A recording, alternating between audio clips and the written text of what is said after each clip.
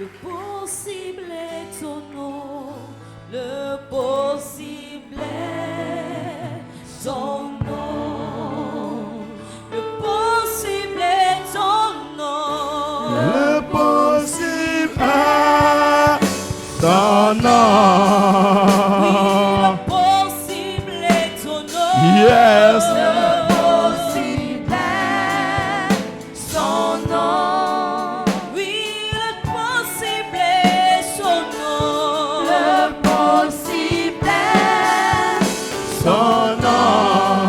le possible est ton nom, Yes. le possible est son nom, oui, le possible est son nom, le possible est Son nom. le possible est ton nom, Yes. le possible est son nom, oui, le possible est son nom, le possible est Son nom. le possible est ton nom, Yes. le possible est son nom. Dieu veut parler. J'ai dit que Jésus a multiplié le pain. Il a nourri 5000 personnes. Et tous ceux-là se faisaient appeler quoi? Les quoi de Jésus? Les disciples de Jésus. Les disciples de Jésus. Or, ils sont disciples par rapport à quoi? Par rapport au pain. Ils ne sont pas disciples par rapport à la parole, mais sont disciples de Dieu par rapport au pain que Jésus a multiplié. Ils sont disciples de Jésus par rapport à la nourriture qu'est le pain.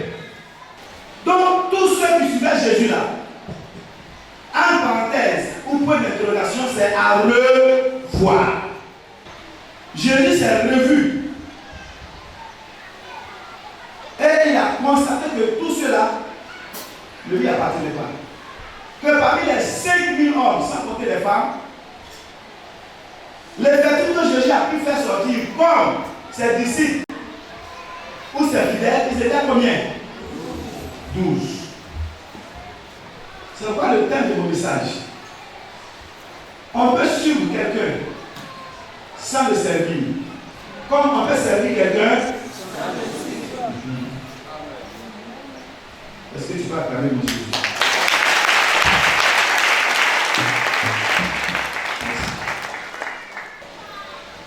Et quelqu'un me posera la question, mais comment peut-on savoir réellement qu'on sait la personne et en même temps on le suit? C'est la question que je vais me poser qui est là.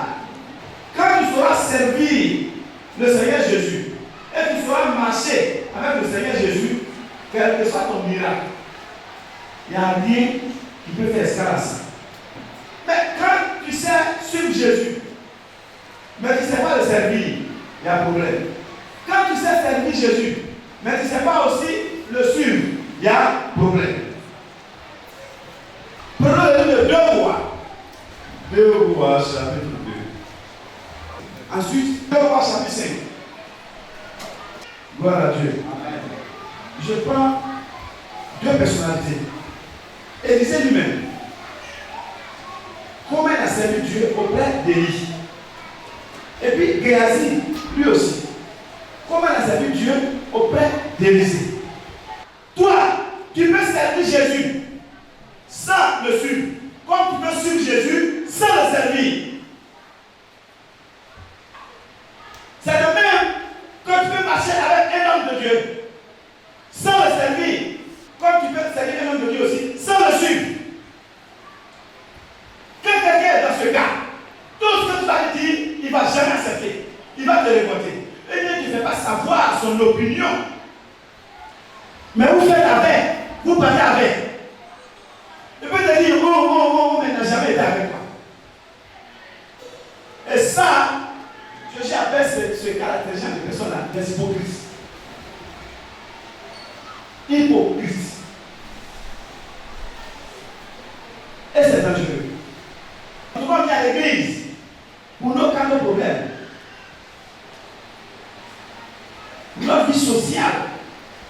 dans la société.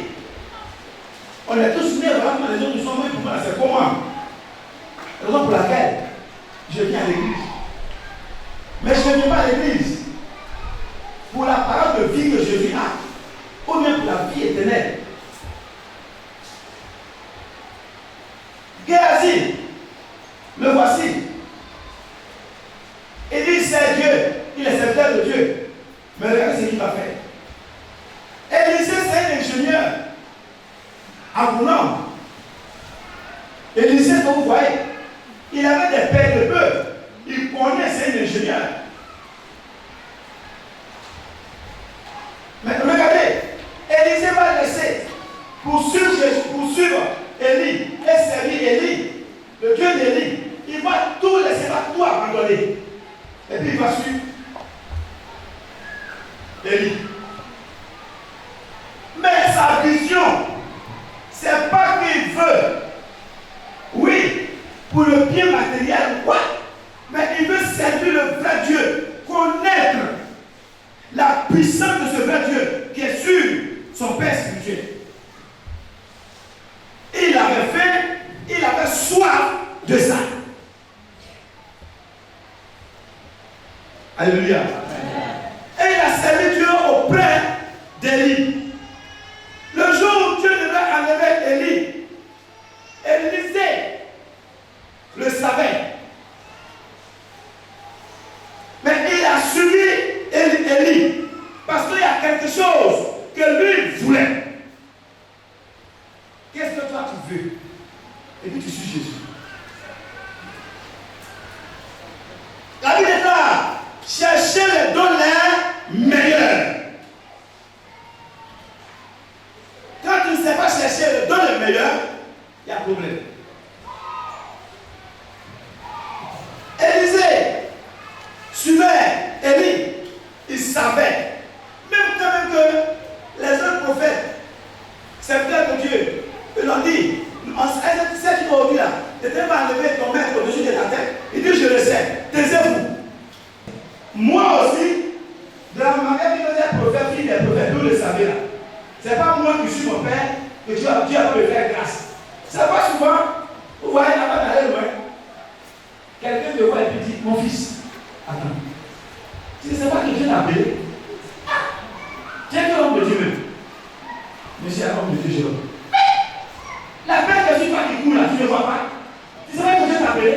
Ah, Dieu m'a appelé, mais il ne m'a jamais dit ça. Ah non, mais un tel homme, il faut le quitter. Tu sais pas que Dieu t'a appelé? Mais il faut le quitter. Faites attention. Faites attention. Un tel homme de Dieu qui parle ici, il faut faire attention. Et toi, sans discerner, tu prends ton sac gaillardement. Il ne veut pas que mon bien. Il ne veut pas que je m'habille comme lui. Il ne veut pas que j'ai une voiture comme lui. Parce que c'est ça, toi, tu vois. Hein? La paix de Dieu, là, c'est pas ça d'abord. Il ne veut pas que tu fasses ta grosse maison comme lui. C'est à cause qu'elle fait ça. Je le quitte.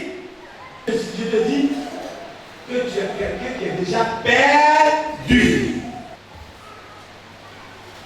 On est allé ça 2 fois. Je le sais. Taisez-vous.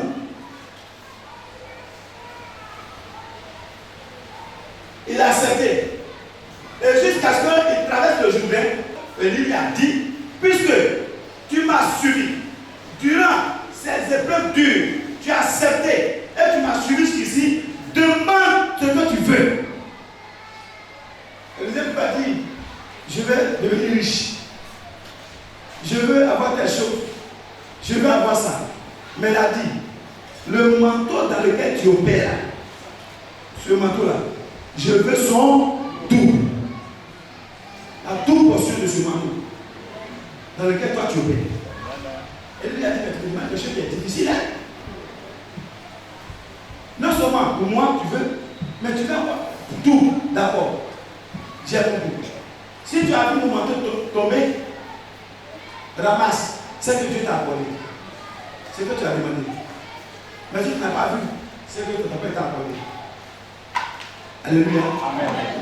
Élisée va attendre. Et quand Dieu a enlevé Élie devant lui, quelques instants, il va voir le manteau tomber. Le manteau d'Élie de son père. Alléluia. Élisée a eu ça. Mais regardez Géasi, qui servait Élisée, qui servait Dieu auprès de Élisée. Naaman est venu, le Syrien. Il avait de la lèpre sur lui. Il est venu. Élisée ne s'est même pas présenté à Naaman. Il a envoyé quelqu'un à dire à Naaman, dites à Naaman, allez se jeter dans le Jourdain. L'eau qui est derrière, elle va se jeter dedans. 6 fois, 7e fois, son corps sera purifié. Naaman s'est jeté dans l'eau 6 fois, 7e fois, il sort, son corps est purifié. Il a envoyé des vêtements royaux, l'or, quoi. Quand il est arrivé, Élisée dit, lui, il ne prend pas. Élisée dit, il ne prend pas, il n'a qu'à aller avec ça. Ah, tu m'as guéri, je t'ai envoyé une chaîne, il ne prend pas. Va, tu prends avec ça. La main est repartie. Géasi a entendu. C'est-à-dire, tu peux servir quelqu'un sans le suivre. Comme tu peux suivre quelqu'un sans le servir. Voilà Élisée qui a servi Élie. Il a servi Élie en le suivant. Il a servi Élie, il a suivi les traces d'Élie. Mais Géasi a servi Élisée, mais il ne suivra pas les traces d'Élisée. Il est là et puis se dit, mais mon maître aussi, habille comme ça là, l'or comme ça, l'argent comme ça là. On ne gagne pas ça. Et puis tu laisses ce Syrien à partir avec ça. Je vais le suivre et puis il a le prendre. Et Naaman a pris tout ce que lui a donné. Et puis il a pris. Élisée a dit à Géasi, puisque tu n'as pas demandé la vraie valeur, ce qui est de Dieu. Et puis c'est ça que tu as demandé. Que la lettre, tu as pris sa vie, non? Donc que la lettre de Naaman s'attache à toi. Géasi a eu la lettre. C'est que vous me suivez, acclamez vous-même.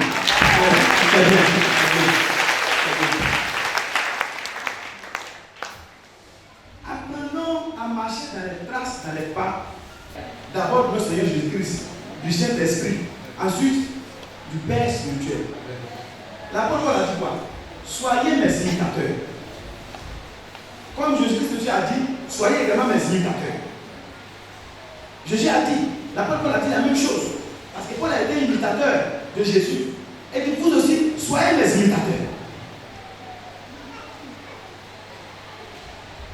Mais tu te dis, je sais Jésus.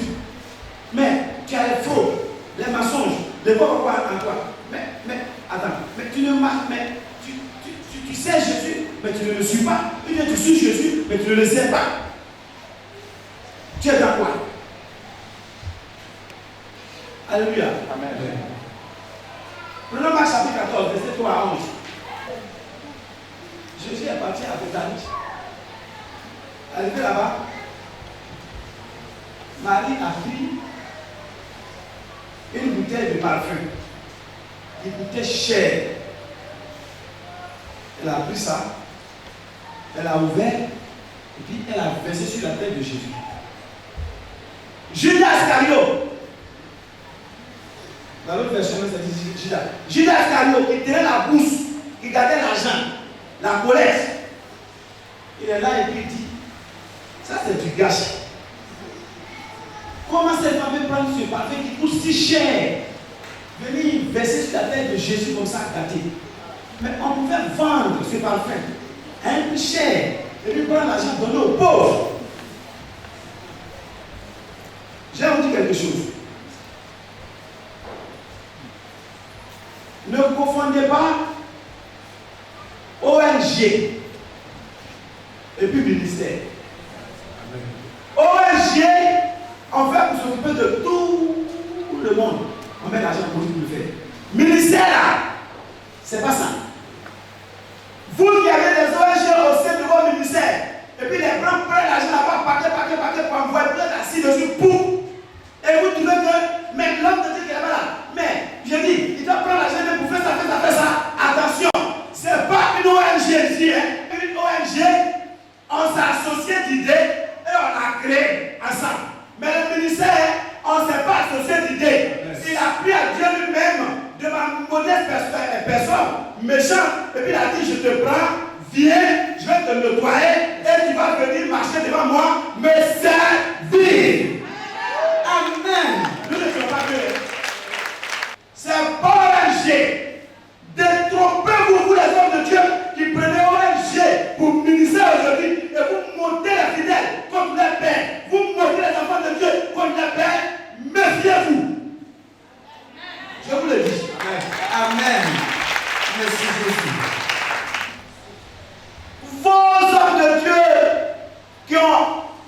sont jaloux. Très jaloux, une jalousie à outrance. Ils ont ça pour capter les autres. Et c'est ce qu'ils utilisent. Faites attention. Sinon, vous allez provoquer la colère de Dieu. Parce que Dieu a dit, ne touchez pas à mes mains. Et vont vous pousser à aller à la malédiction pendant ce temps ils sont là-bas. Aujourd'hui, ils vous disent, payez la dîme depuis à la gauche. On ne paye plus la dîme. Vous le savez plus que moi. Vous êtes là partagé sur les réseaux sociaux. Vous avez ça, vous lisez matin, du soir. On ne paye plus la dîme. C'est ce qui vous parle. D'accord? J'ai accepté. Mais chacun, on ne paye plus la dîme. En parenthèse, pas quoi que c'est toi. Comme on ne paye plus la dîme, tu es DG de société. Prends ton argent, ton salaire, on va te payer là. Tu envoies ta voiture, tu envoies ta maison. On va partager maintenant entre les fidèles. Si tu as accepté de faire ça, tu ne vas pas payer la dîme, j'accepte. Mais tu n'as pas accepté, tu vas payer la dîme. Amen. Yes. Original Gati. Parce que ce que je dis, c'est biblique. Dans les villes primitives, ils apportaient quoi? Le bien. Ils faisaient quoi? Ils mettaient ça ensemble. Et puis qu'est-ce qui se passait? Ils se partageaient. Il n'y avait pas de dîme. On ne parlait pas de dîme en ce moment. Ça veut dire la dîme par rapport à ce que je viens de parler là. La dîme n'est rien. Tu as une maison de 50 millions, de 200 millions. Va, prends les 200 millions, viens te poser ça à mes pieds ici. Ça devait 5 francs. Et c'est moi qui devais le mettre à faire le partage. Ce n'est pas toi. Les 200 millions, si on te disait de payer dîme, ça sera combien? 20 millions. Mais 20 millions là c'est petit. Il faut prendre les 200 millions, viens te déposer ici. Et puis les 200 millions, je vais te dire, bon, tiens, toi quand on a fait le partage entre nous, tu as droit à 200 000. L'autre a droit à 200 000. L'autre a droit à 200 000. Et puis, il faut partir. C'est comme ça que ça doit se passer. En ce moment, je dirais que je t'accepte. La dîme n'est plus d'actualité. Mais jaloux à outrance. Tu es un homme jaloux, très jaloux des hommes de Dieu. Et puis c'est toi qui fais ces enseignements-là pour révolter les fidèles, pour révolter les gens. Payer la dîme n'est plus d'actualité. Même faire offrande n'est plus d'actualité. Vous les nourrissez. Ça cause de vous payer leur voiture. Ça cause de ils habitent dans ces habits-là, ils habitent ces chaussures-là. Tu penses que si Dieu n'a pas dit, quelqu'un peut venir donner. Mais tu l'as dit, c'est que Dieu nous dit la fête, tu ne le dis pas. C'est ceux qui n'ont pas la parole. Ça y est, vous l'avez dit ça. Ceux qui ont la parole, méfiez-vous d'eux.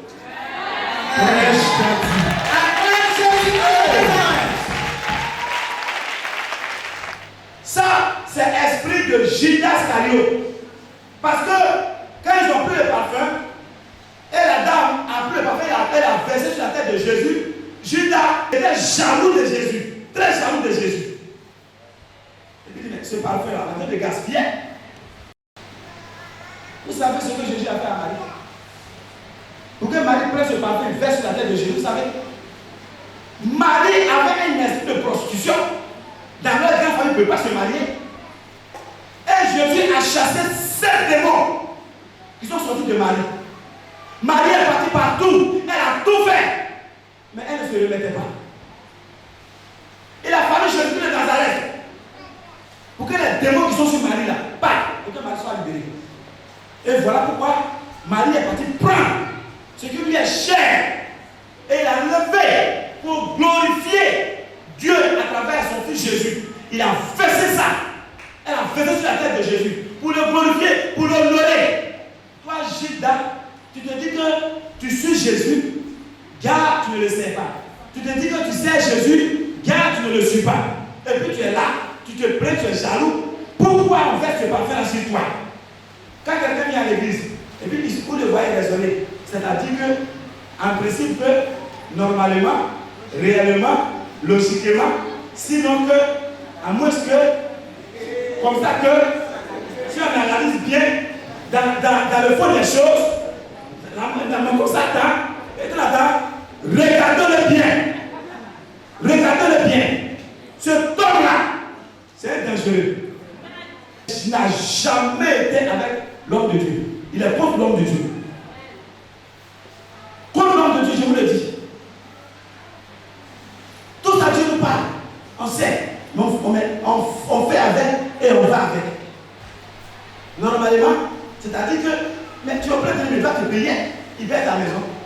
là. Ah, toi aussi, lui aussi. Quand tu vois mes pièces qu'il voit, ça là, c'est pas petit, hein. Mais s'il pouvait penser et puis payer ma maison, j'ai un problème, il vient payer mon habit, il vient payer des choses pour moi, je ne vais jamais le faire. Amen. Dis-lui Amen encore. Je ne vais jamais le faire. Quand Dieu va me convaincre de faire ça, je le fais. Au lieu de le jour là, vous ne voulez pas connaître ce qu'on appelle le disciple là, la souffrance. C'est-à-dire quand tu as dit que Dieu t'a appelé, tu cherches où il y a mallette, rapidement, on peut avoir une mallette, Dieu m'a appelé, tu prends net, paf. Et aujourd'hui, tout mon ministère là, c'est quoi? Prophète, voyant, qu'est-ce que là?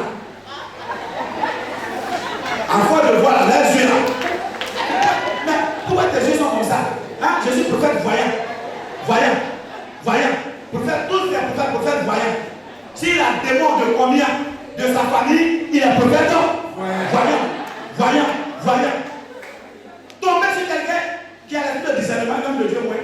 Vous allez voir, il va vous dépiécer, vous serez qu'un esprit qui a vu.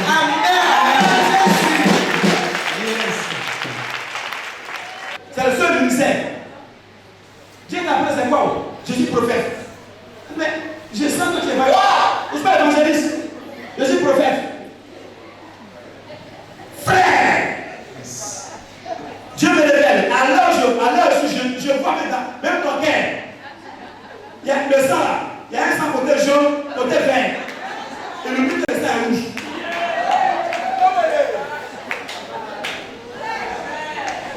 Acclame le Seigneur, bien-aimé.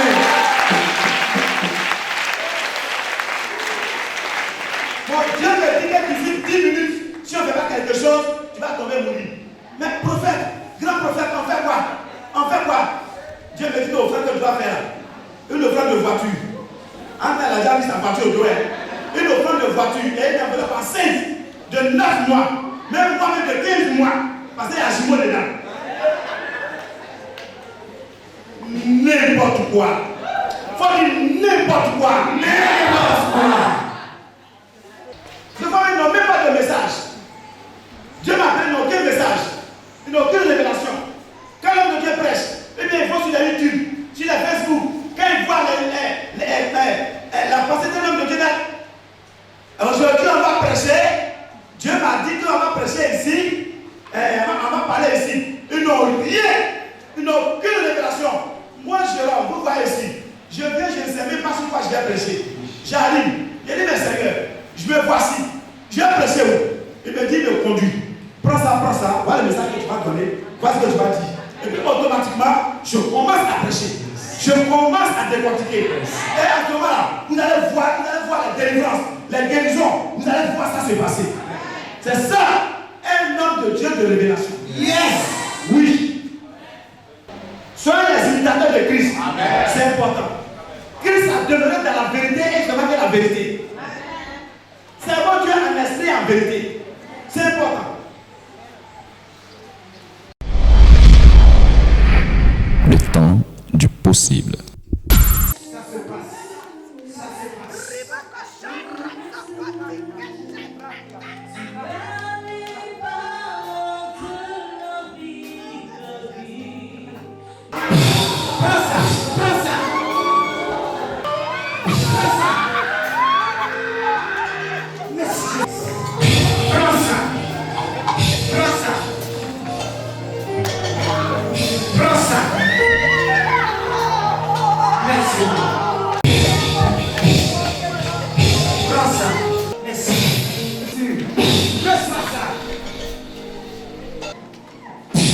Reçois ça. Prends maintenant. Reçois ça.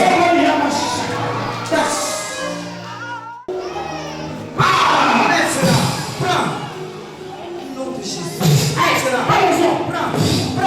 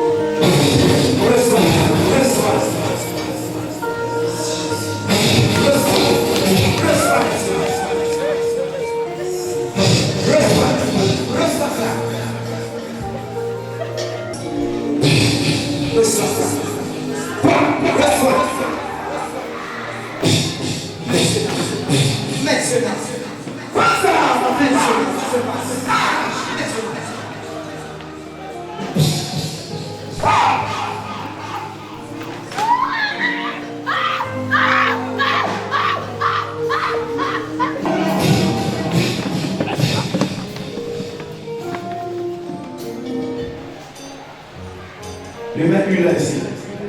Merci Seigneur. Quand on va la faire traverser, toi tu restes là-bas. Elle devient dessus. Faites-la traverser. En voilà! Faites-la traverser. Voilà. Faites-la toucher. C'est fait. Yes!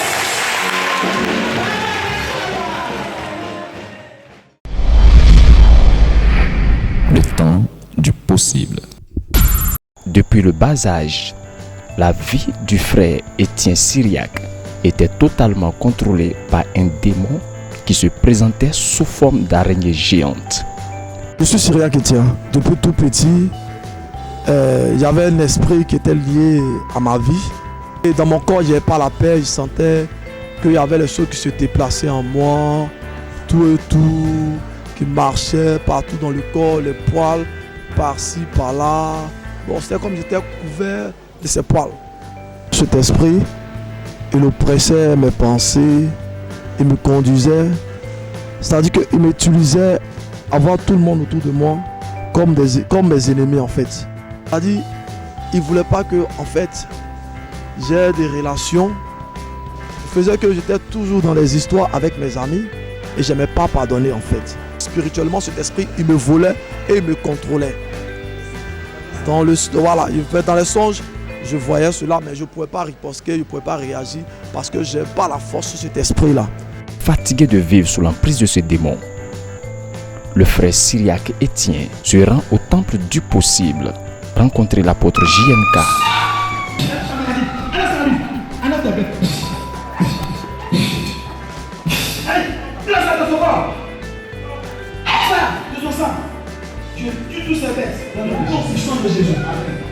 Dès lors, l'araignée géante fut terrassée.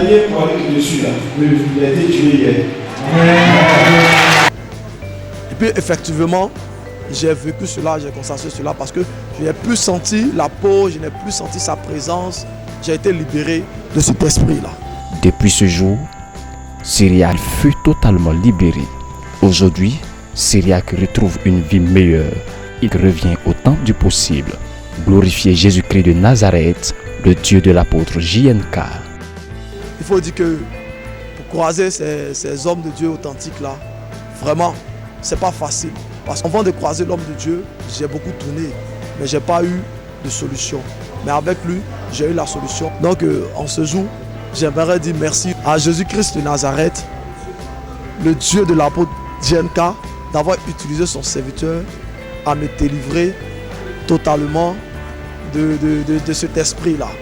Que son Dieu l'élève, qu'il le remplisse davantage et qu'il le garde et qu'il le fait connaître partout.